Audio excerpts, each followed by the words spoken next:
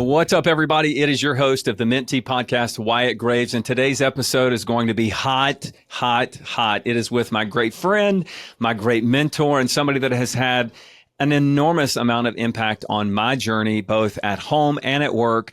None other than the founder of the Mentee Podcast, Geoff Woods himself. We get to catch up on where he's been, where he's at, and how we're currently working together. And we also share really awesome highlights around where we're going, and especially relative to AI. I could talk forever about the impact that Geoff has had on my world, at home, at work, in between, all the roles that I play, but I'm going to spare you for that. And we're going to get right into my conversation today with Geoff Woods.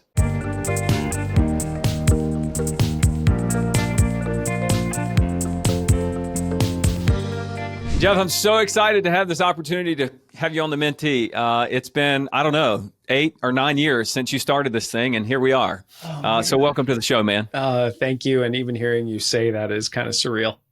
Isn't that crazy? I just shared this the story with you too in this meeting that I had prior to this us coming online.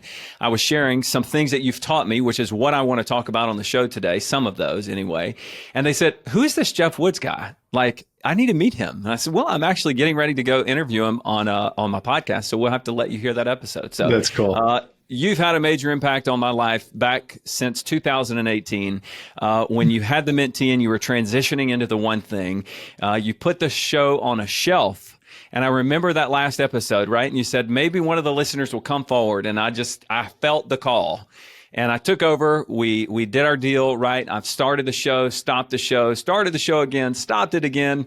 And now I'm on my third iteration of the show. We're doing some business together. And I wanted to have you on here so that we could really talk about where you are now and really talk about your journey and where you've come from, where you're at. And really, if we can share with the listeners, like, some nuggets of truth, some things that you have implemented in your journey to get to you, to get you where you are right now. That's what I want to share. Oh, yeah. Well, that Jim Rohn quote that you're the average of the 5 people you spend the most time with has been a central theme through all the chapters since this show came about. Tell me how. Yeah. So again, we have to go back in time. So when I was a senior in college, I was doing an internship with a tech company.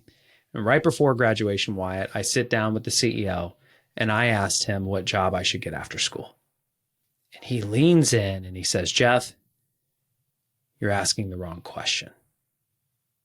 It's the first time in my life that I was introduced to the power of asking the right questions. And it was also a testament to surround yourself with the right people. And he said, "You should be asking, what are the skills that I can master that are so valuable, they'll serve me no matter where I go?" Best career advice I've ever received. It's not about the job, it's about the skills.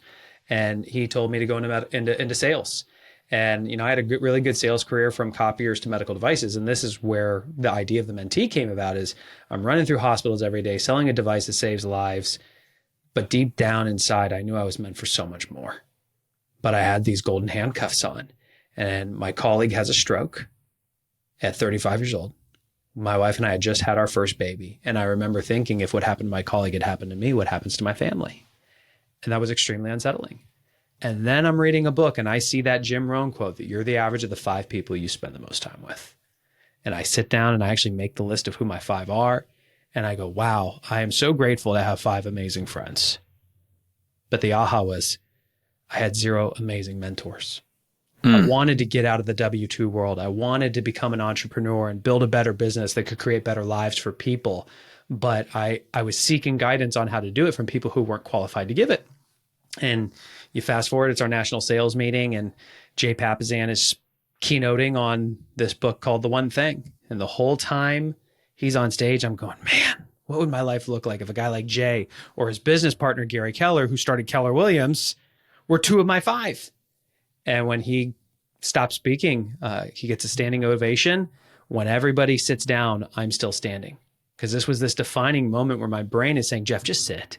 But my heart was saying, "Dude, go." And before you know it, I'm running down the side of the room, intercept Jay. That began a relationship. And the door was opened for me to move to Austin, Texas, November 1st of 2015. to partner with Gary Keller and Jay Papasan to turn their book, The One Thing, into a training and consulting company.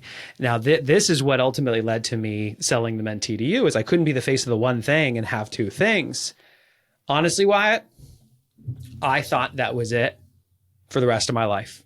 I was ready to ride that train forever. I didn't realize how much things happen in chapters.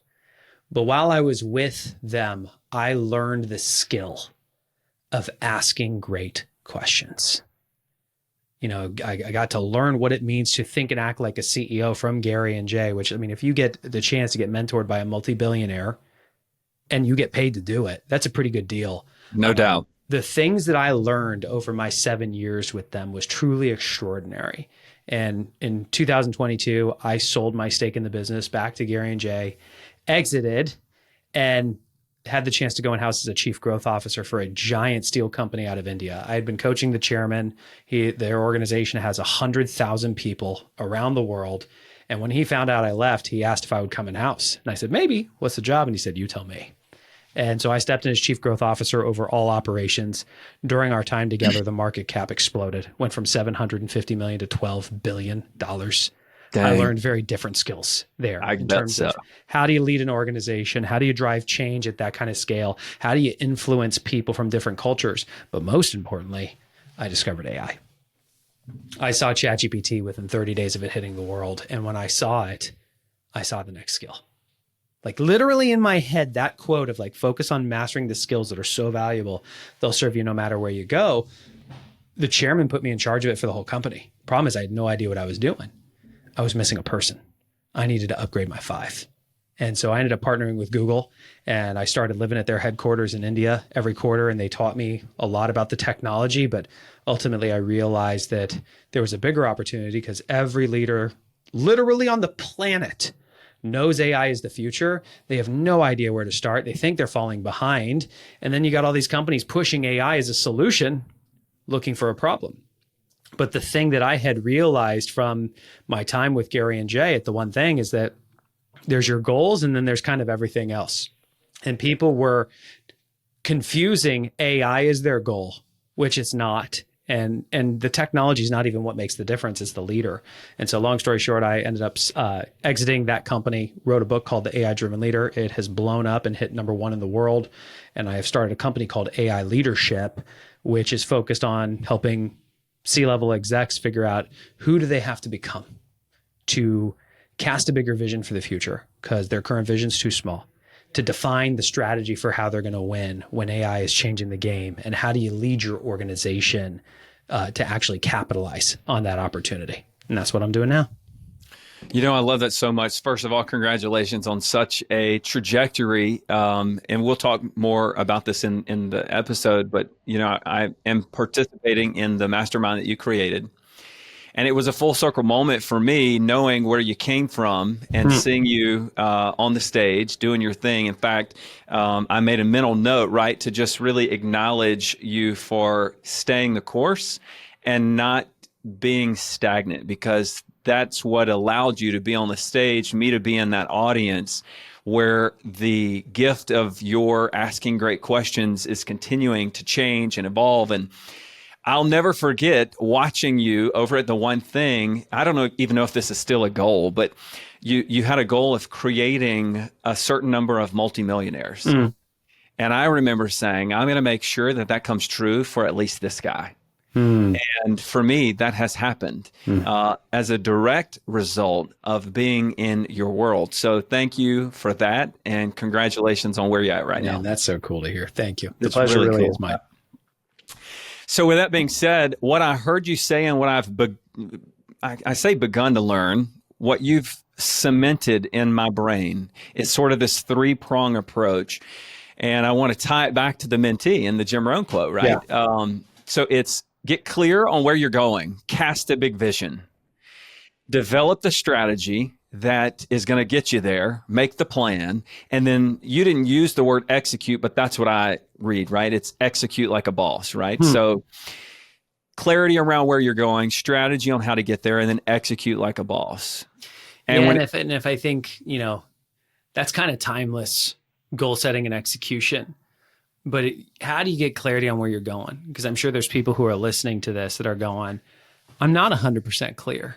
And this is where I'm going to say it's going to come down to you asking bigger questions of yourself and surrounding yourself with people who have already done things that are bigger than you may think possible or are comfortable with, because you've experienced this, Wyatt. You grow into the conversations that you surround yourself with. And if you keep asking the right questions and you surround yourself with the right people and you're willing to put the guidance and insights into action. My wife and I, literally 2 mornings ago, we were sitting up. This was yesterday morning. I got up to go to the gym at 4 a.m. and ended up waking my wife up. So as I'm heading out the door, I get a phone call from her. She was less than pleased, Wyatt. But Uh-oh. So I said, since you're up, would you like me to stay home? And we sit on the couch in front of the fire and let's just talk for a bit. And we talked for an hour and a half. And we actually went backwards and realized, holy smokes, it's been almost 10 years exactly since we moved to Austin to start the one thing. Look at who we are today versus who we were 10 years ago. If you had told me 10 years ago that this is who I would become, honestly, man, I would have thought I would have had a bigger chance of winning the lottery than this. And it's really crazy that when you surround yourself with the right people, you ask the right questions and you put it into action, how small we are thinking in terms of what's actually possible for us.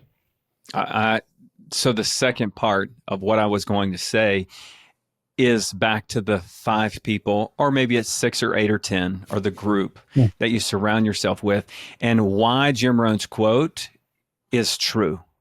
And it's around mindset, because the people that you surround yourself with affect your mindset. They hold you to a higher standard. They raise the floor in which you're willing to tolerate. And then they connect you with resources that you might need to execute in a bigger way. And so somehow what the connection that I'm experiencing right now in the season of my life is everything that I framed at the top, right? Clarity around where I'm going, think big, figure out the strategies, and then execute like a boss. But when you take that and you overlay it with the Jim Rohn quote, and you understand that the people you surround yourself with have a direct impact on the mindset and the standards that you tolerate, and then the resources to bring it all together, yes, you grow into the conversations around you. And whenever you get into bigger rooms, you have different conversations, which allows you to cast a bigger vision, which allows you to clarify the strategy, which allows you to execute like a boss. And it's like this recurring thing that always is upgrading. And I'm on fire. I mean, this is the best season of my life that I've ever had as a result of all of the compounding effects of just this world that you created and that I get to be a part of. I appreciate that. All right. So let's talk about our current relationship. Let's talk about the AI Mastermind, what you're helping me do, the coaching that's there. Yeah, sure. Who else is that mastermind for? Let's go there for a minute. Yeah, sure. So first, we have to start with the problem that we're solving. Every leader knows AI is the future. They have no idea where to start. They think they're falling behind. They are. The leaders that are getting into action are making mistakes because they are either saying, let me get to this later, or let me delegate this to my tech team, thinking this is a technical challenge, not a leadership imperative. Or they say, let me just hire a consultant who can do this for me. But here's the thing. You can bring a consultant in, but you cannot delegate your vision, your strategy, or your leadership of your company. You first, I've realized, have to become an AI-driven leader so that you can cast an enhanced vision. You can redefine what your strategy is, and you can have a plan to lead your organization from where you are to where you want to go. Then you can bring in the consultant or the tech team or whatnot, but you are leading the charge. But leaders don't know how to do it. And so I wanted to solve that problem. But I realized there was another problem. leaders were asking themselves the wrong questions. People kept saying, how do I stay ahead of all the technology so that I'm ahead of the curve? They were asking the wrong question. The question I realized they should be asking, this since this technology is generative in nature, it's changing literally every second. It's not about knowing everything about the tech. It's about surrounding yourself with the right people, asking the right questions, and unlocking collective knowledge so you can choose what is a priority for you and what is a distraction. And so with that, instead of building a consulting company or a technology product company, we said we're going to build a collective company. And so the idea of the AI-driven leadership collective was born. And the vision is we want to create the world's largest network of AI-driven leaders. These are all C-level executives of companies, mostly mid-market, some Fortune 500, and some smaller. But what unites us is not the size of the company or even how long you've been leading in AI. Today could be day one. What matters is that you have a commitment to harnessing this technology to build better businesses and better lives. And so what you have experienced is I have focused on getting the best people into the room, asking the right questions, and unlocking knowledge that you would never be able to understand anywhere else. Like you met Frank, who's the chairman of Domino's Pizza for China. I mean, where in the world are you going to meet that guy? And like hearing his mind. But what blew me away most about him was as far ahead as Domino's is a case study of harnessing technology for competitive advantage. And China is extremely advanced when it comes to AI. There were things that he was learning from people in the room who weren't even as advanced as his company is. And that's when I just realized it doesn't matter where you are on this curve. We can all learn from each other. And if we actually band together and collaborate, that's how we're going to stay ahead of the competition and win. Yeah, the collective wisdom that was in that room was just, I tried to make a note of everybody and their positions, but it was high caliber, high quality people asking great questions that all seem to have a real large desire to make impact on a lot of people. Yes. From political positions, elected officials, to the CEO and the owner of Domino's China, which that man was a great man. I enjoyed the time. Chairman. He's not the CEO. Chairman. Just what a great man to be able to connect with at my table. It was pretty profound. So let's talk about a little more granular. I love collective wisdom. That's exactly what I've harnessed for the last 5 years, again, through all of the contacts and the context of the people that I get to hang out with. I believe it. I see it. I use it. But I'm on a mission. And so whenever I connected with you in Austin, I don't know, 6 or 8 months ago, to just say, what's up? I'm going to be in Austin. What are we doing? That's when you shared with me this vision, and I raised my hand and I said, Geoff, do I qualify for this? Right? Because you cast that same you were vision. Collective member number 1. Yeah, and that's what you said. And I was, yes, sign me up. I went hook, line, and sinker in faith. Let me do it. I'm going to be a part of it. And what's really fascinating as I think about where I am today and where I was then with my vision. Oh, dude. So this is a crazy story. Quick high level on AI. Most people who are using AI, like ChatGPT, they're using it one of two ways. They're treating it like a Google that they ask it questions and they get answers, or they're treating it like an assistant to help them write a better email. Does that bring value? Sure. But it's 80% of the tasks that only drive 20% of the results. And I have built a career now over the last decade of getting leaders to focus on the 20% priorities that drive 80% of the results. And my suggestion is that you raise your standards for how you use this technology. It can be your Google and your assistant, or you can think bigger and you can start to think of yourself as the thought leader and AI as your thought partner. And the biggest shift is you use it for strategic things and you get it to interview you, to pressure test your thinking. The use case that was crazy, and this actually was so profound that it made its way into the book. So you are in the book. I remember I texted you and I asked if you had your business plan yet for 2025. And you said, I do. And I said, have you used AI to bulletproof your plan to make sure it has the sufficiency to deliver the results? And you went, Geoff, I can barely spell ChatGPT. I don't even know where to begin with that. And I said, I got you. And I texted you a prompt.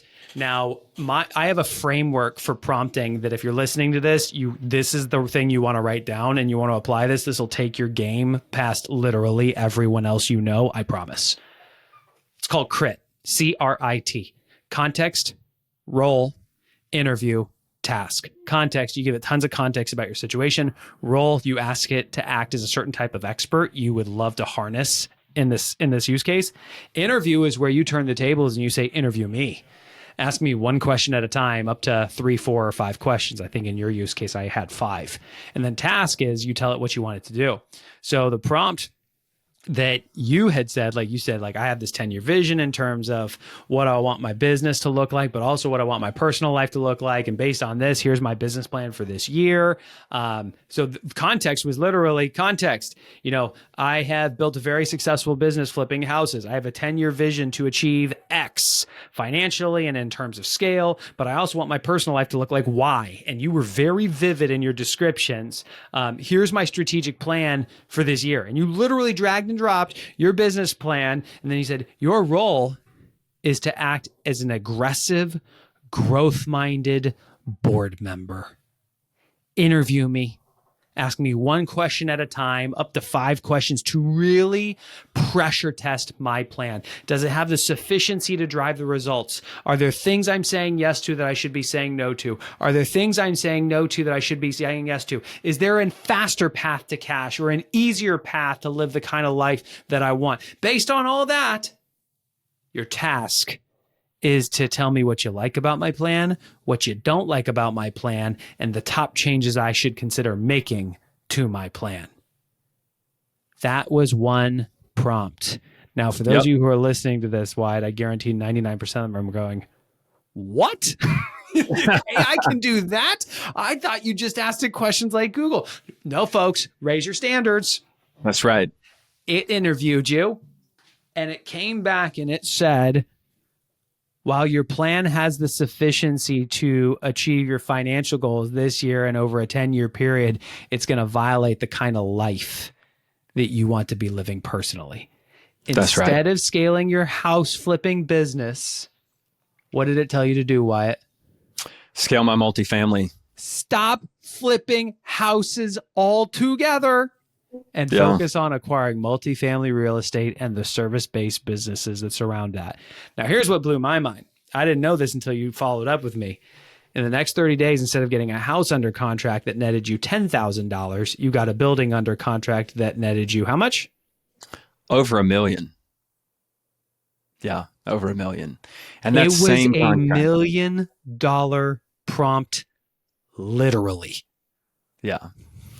And that same prompt and that same deal Come on, man. No, listen, it blew my mind. It's still blowing my mind. I mean, it hasn't stopped there. That's the thing. It still hasn't stopped there. It keeps on giving. And that's the thing that that I started this little segment with is what I knew 8 months ago and what I know now, where I was going 8 months ago and where I'm going now, man, the clarity and the crystallization around that and the strategy with your help, right? Like this isn't just me and AI. It is me, AI, the conversations inside of the collective, coming to that mastermind, hearing the new prompts, hearing the context, understanding how it all fits together to then allow me to engage with AI at a deeper level is what has caused me to have this crystallized version of my strategy and this bigger vision, right? That is more than what I ever thought and actually is bringing fruition to of results a lot sooner, right? Like that deal, other deals. This morning, we're making 3 offers on a couple of 100 units. I wouldn't be doing that. I know for a fact I wouldn't have had the conversation this morning making offers on a couple of 100 units had I not been through the last 6 or 8 months of our work in progress. So damn cool. Pretty awesome. Imagine you can go back in time to the version of you before we started talking AI. The version of you that was frankly asking the wrong questions. How do I scale my house flipping business? What advice would you give him that you now know that you didn't have then? That's a very good question because I don't have the answer on the tip of my tongue. So close your eyes and take a deep breath and think about it. Or just pull out my chat GPT and ask it. No, don't delegate your thinking. Search for the answer.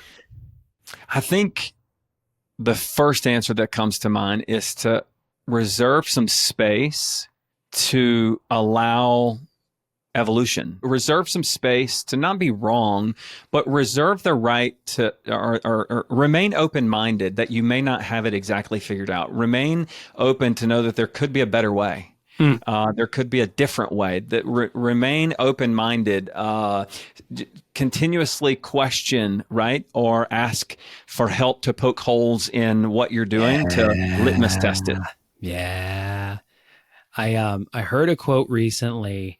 They were talking about the difference between first-time founders versus like a third-time founder. Okay. And they said that investors know, like a first-time founder is like, well, I'll tell you my idea, but you need to sign an NDA first. Whereas a third time, by the time you're on your third company, you will say, here's everything you need to know about my company, literally everything. I know that 95% of it is probably wrong. And here's what we're currently testing, and here's our plan to iterate. Yeah. Yeah, that's good. But the difference is it's about getting into motion. It's about getting into motion. It's kind of like when you pull out of the driveway, if you're driving at night, you cannot see a clear illuminated path from point A to point B.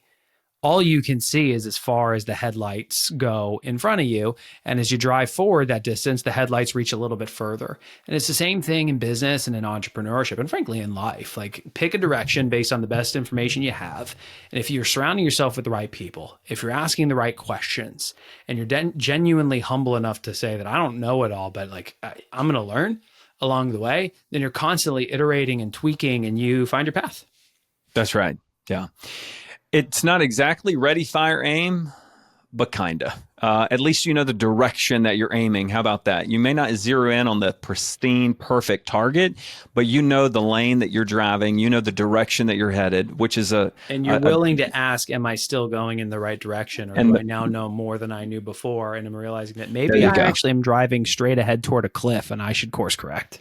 There you go. That's exactly. And I think that's what I've learned. I think that's what has allowed for the evolution in my business plan, my vision, and my strategy to become that which it is today. Well, and even then from that initial insight of focus on multifamily to the service-based businesses surrounding it to the vision that we cast together for the company as a whole to the conversations that you're actively having with people where you're raising your standards for how big you're thinking, where you're just realizing, okay, directionally, I'm still going in the right direction, but now I'm getting a lot more vivid color in terms of what this thing is going to look like. And maybe, and I'm with you, man. Like every time I think I'm thinking big, I realize I'm still thinking too small.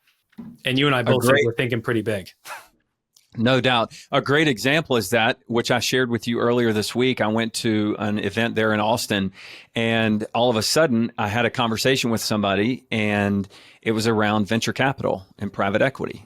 Well, the thing about that is that was the third conversation around that in the last 2 weeks. And maybe it took that third conversation for something to click, but in that moment, it clicked. And I had the realization that, oh my God, this is the third time I've had this conversation. This is a new conversation for me. Yes. I have not been thinking this big and in this direction or this way as a way to fund, right, this vision that I have created. And just maybe coincidentally, maybe not, my strategy and the recent conversations I've had with ChatGPT, right, has given me and led me to the epiphanies that I got to quit thinking about how I'm going to fund this deal, but how I'm going to find the people who are ready to fund it and want a piece of it. So people enjoy this. I remember I was sitting in when I'm still with the one thing, and I'm in my partner Jay's office, and he looked at me and he asked, "Do you know the difference between a millionaire and a billionaire?" And I said, "No," but I grabbed a pen and paper very fast. Yep. And he said, "A millionaire sees an opportunity and asks, how can I do it? A billionaire sees an opportunity and they don't lift a pinky until they find somebody who can do it for them." And this is something I watched really closely during my time with Jay and Gary. I mean, like, Gary's a multi-billionaire. He owns a lot of companies. He controls all of them. He runs none of them. But what he is he's a master of casting a vision that attracts talent to an opportunity. He's a master of structuring win-win arrangements that lock that talent down so that they can have more opportunity by being inside his world than outside of it. And that is a playbook that I have been applying very purposefully with AI leadership, where it's like, I have found that my vision is attracting some exceptionally talented people.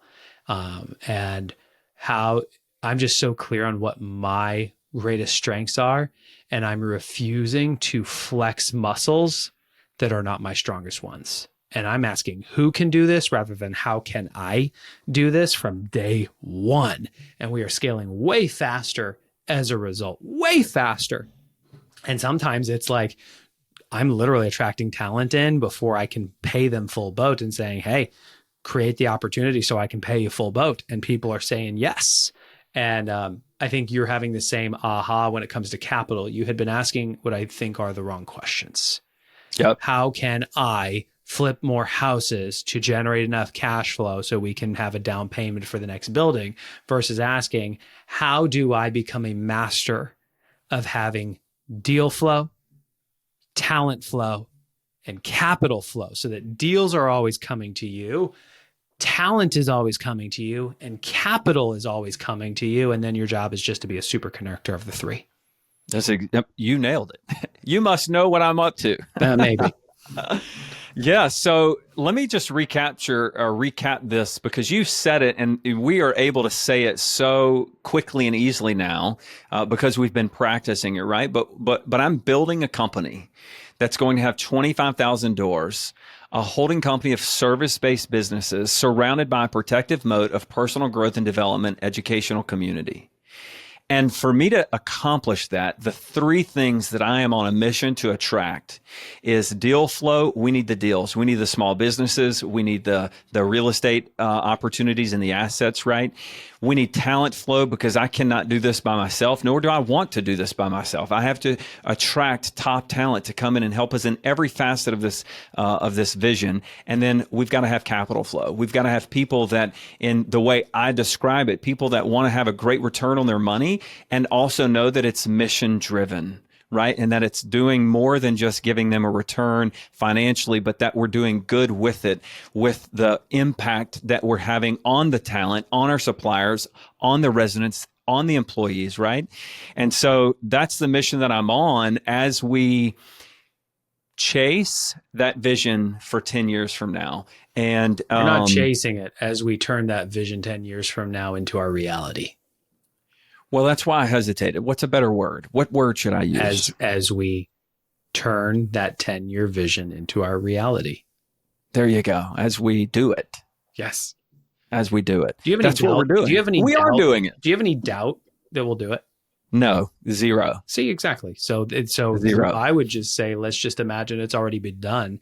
And now we just have to walk life for a certain period of time for that to be true. Yeah, well, it's already true. We've scaled significantly. We had 2 conversations this week. That's a couple hundred doors. I made offers this morning, couple hundred doors. I've got And for investors. people who don't understand what you mean by couple hundred doors, you mean a building that has a couple hundred doors, meaning units. Correct. Yeah, apartment buildings. That's right. Yeah.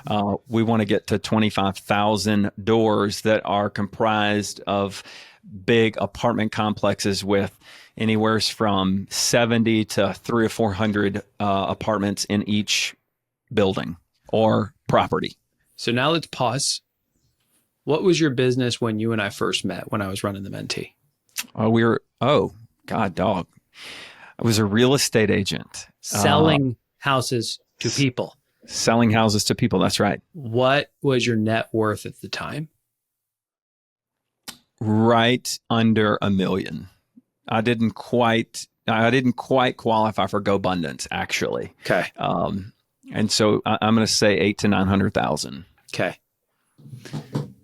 From selling houses to taking down buildings and acquiring the companies that service them, and then building a training company that will help all the people that live in the building and all those service-based businesses live the good life, so that you create a culture around this that creates a moat.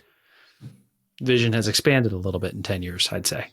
I'd say. There you go. I thought you were going to ask me to project my net worth in 10 years from now. And I know what it is. I'm not asking you to do that. But it's so uncomfortable to say it. I'm not looking for you to put a target on either. Oh, I got a target. I can promise you it's written. Yeah. No, I'm talking about you becoming a target. Oh, yeah, for sure. No doubt. Well, anybody that does anything great is going to be a target of some sort, right? All right, Geoff, where can people find out more about you and qualifying for the mastermind and to get involved with what you're doing at that level with the AI Mastermind Collective? Yeah, I would. AI Leadership is the website. AI Leadership. Yeah. What's the website? Say it one more time. AIleadership.com is the go. website. The book is called The AI Driven Leader. The collective is not for everyone. This is only for C-level executives of business who are really committed not to becoming a tech expert in their company, but they understand that they got to stay in the driver's seat when it comes to vision, strategy, and leadership. And they know that AI is going to play a part in this. And they want to know how to be strategic about how they win harnessing AI to build a better business and better lives. There it is. And if you're listening to this today and you're interested in being involved in my world, I would love for you to email me, Wyatt@thementee.com. If you have a deal you want to pass by my way, you have capital that you want to invest, or you happen to be a top talent, or even have a referral for any of those three, I'd love for you to send me an email, get me connected, and help us achieve this vision of massive impact over the next 10 years. Geoff, this is awesome. Thank you so much for your time. I know that you are a very busy man, and so I'm really grateful. And I know that our listeners are going to be all over this one. AI, obviously, it's the latest, greatest craze, and people are in a frenzy to figure out what they do, where they start. So I'm sure that you're going to offer them a lot of value that is not on the forefront of what's being pushed around AI. So thank you for this time. It's my pleasure, Wyatt. Thank you.